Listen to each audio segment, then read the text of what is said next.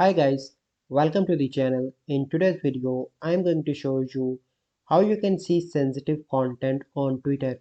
Before getting into this video, must subscribe to our YouTube channel and click on the bell icon. So the first step you simply need to do is to open your Twitter application. Once you've done that, you simply need to click on your profile picture on the top left. Then you need to click on setting and support. And then you need to click on settings and privacy.